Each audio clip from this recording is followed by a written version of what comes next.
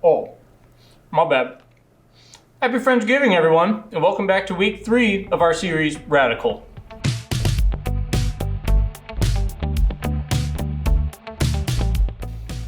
So last week we talked...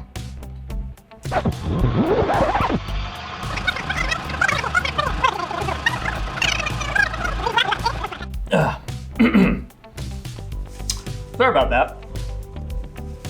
So last week, we've been talking about what it looks like to actually live in a radical way like Jesus did when he was here on earth. Now, some of you might know this, but in the 90s, the word rad was pretty much used as saying cool. But the actual meaning, what the word it really comes from, radical, has a completely different meaning. Basically means countercultural. It means different from what people are used to. And that's exactly what Jesus was.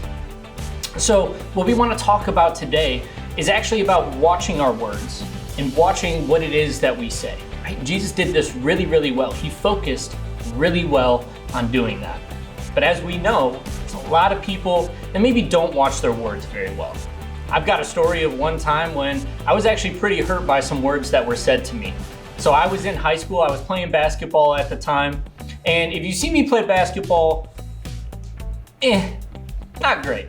I can hold my own, but nothing crazy. And I was playing, and after the game, our coach brought us all together, and he basically said, hey, you know what? I want you guys to take note of Kyle. I'm sitting there going, oh man, he's gonna hype me up, this is great. And he goes, you know, Kyle's not the most talented guy out there. He's got a point. But man, he tries, he hustles. And everyone just started dying laughing right at our huddle. And I remember sitting there trying to make myself laugh, pretending like it wasn't that big of a deal. And it actually resulted in me not wanting to play basketball anymore and just focusing on soccer. But at the end of the day, it was the words that he said that stuck with me. And we're going to learn today how important it is that we watch and think about the words that we say. So we're gonna look at James because he's got something to say about this, and it's super, super important. So we're gonna take a look at James 3, and we're gonna be in verses 4 through 6. And this is what it says. And a small rudder makes a huge ship turn wherever the pilot chooses to go, even through the winds and the rain. In the same way, the tongue is a small thing that makes grand speeches, but a tiny spark can set a great forest on fire. And among all other parts of the body, the tongue is the flame of fire. It is a whole world of wickedness corrupting your entire body. It can set your whole life on fire, for it is set on fire by hell itself. Now, that might seem a little aggressive to you, but what James is really trying to communicate here is how much say, no pun intended, our tongue has on the way that we impact everyone. The words that you say have a massive impact not only on your life, but the life of others. Right? And James, he sits there and he uses a lot of different analogies through all the different stories that we read about. And so we'll break this one down a little bit.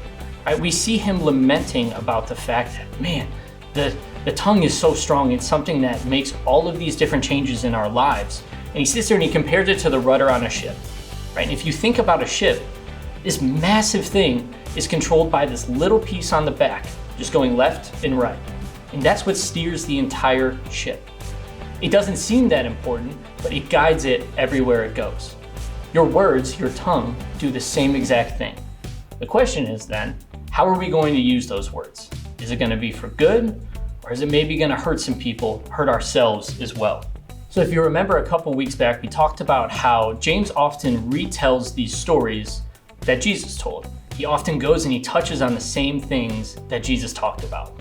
And we're going to look actually in Mark in a situation where Jesus is going and he's talking to the Pharisees, and they're trying to get him to slip up, to say things that show maybe he's not the Messiah. And Jesus has something to say to them that ties directly into what it is that we just read out of James. So this is in Mark 7, and we'll be looking at verses 6 through 8. And it says, Jesus replied, "You hypocrites! Isaiah was right when he prophesied about you. For he wrote, 'These people honor me with their lips, but their hearts are far from me. Their worship is a farce, and they teach man-made ideas as commandments from God. For you ignore God's law and substitute your own traditions.'"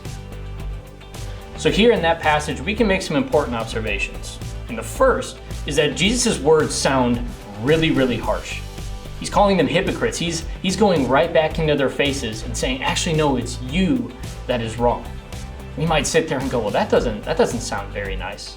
But the point that Jesus is trying to make is how important it is that we sit there and we think about the words that we say. He's sitting there saying, these Pharisees are saying, oh, we believe in God, we follow him. But then they go and they use God's words as their own agenda, something that they can make things happen for themselves. And Jesus is not having any more of that. Another thing that we can see is that God doesn't want those hypocritical words. What God wants is for you to be authentic and real and care about the things he cares about and speak about the things that he also spoke about. He doesn't want this mix of things that you think he might want to hear. He wants you. He wants your words to be as authentic as possible.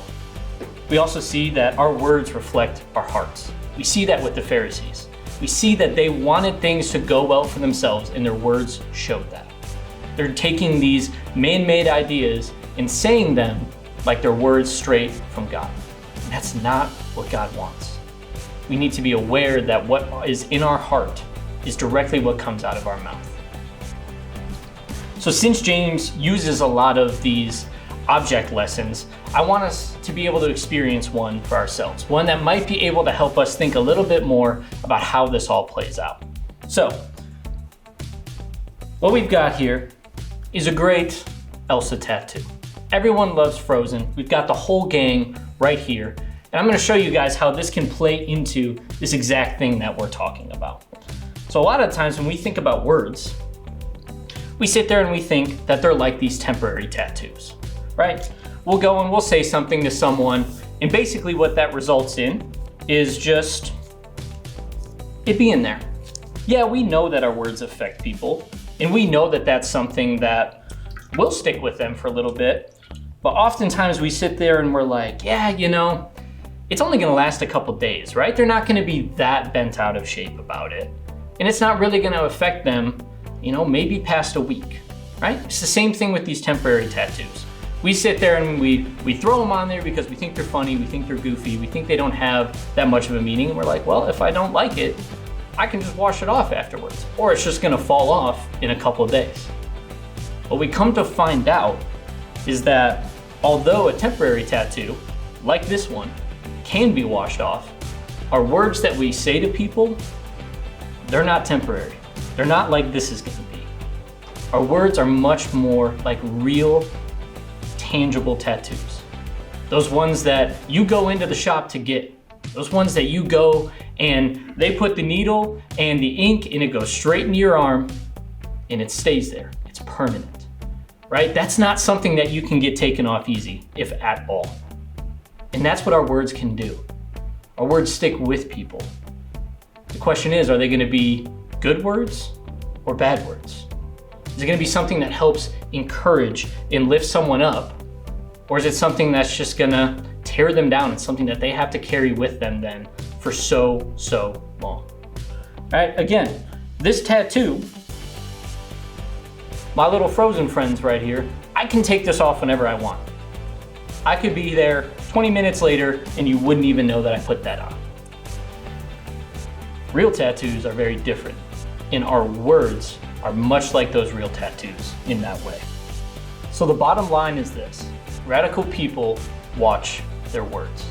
We need to be watching the words that we say. And here's 4 ways that we can do that. The first is to wonder about your words. What is it that you actually want to say, and where is it coming from? Is it coming from a place of frustration, hurt, guilt, and pain, or is it coming from hope and love?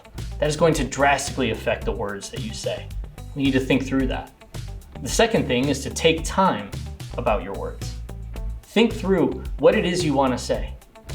How are you going to say it? Is it even something that needs to be said? Sometimes just taking some time in between the situation that happened and when we want to talk helps us see, maybe I'm not as frustrated about that anymore. Maybe that didn't hurt in the way where I feel like I need to have this conversation now, and I can just move on. It's so crucial to figure that out. The third thing is this: be prepared to forgive hurtful words. People are going to hurt you with your words just like we can hurt others with ours. We need to be ready for that, and when it does happen, we need to be ready to forgive. God tells us that forgiveness really isn't about the other person. It's really more for us because we are no longer carrying that guilt and that shame and that pain along with us. Days, weeks, months, years pass when it actually happened. So do yourself a favor and be ready to forgive other people when those words hurt. The last one is this: choose words that help. You guys have the opportunity to choose the words that you're going to say to people. Choose ones that actually build people up, ones that actually help people, ones that encourage them, because that's what you'd want done to yourself. And Jesus says, do to others as you would have done to yourself. So choose words that help people, that encourage them, and that show them the love of Christ that God has for them in a way that you can show right here, right now. Once again, the bottom line is that radical people watch their words. So do that this week. Think through what it is that you are saying and how you can use your words to glorify God. I love you guys. Have a great rest of your week. Dude, I'm sorry. So be washing, so be washing, so be washing, so be washing.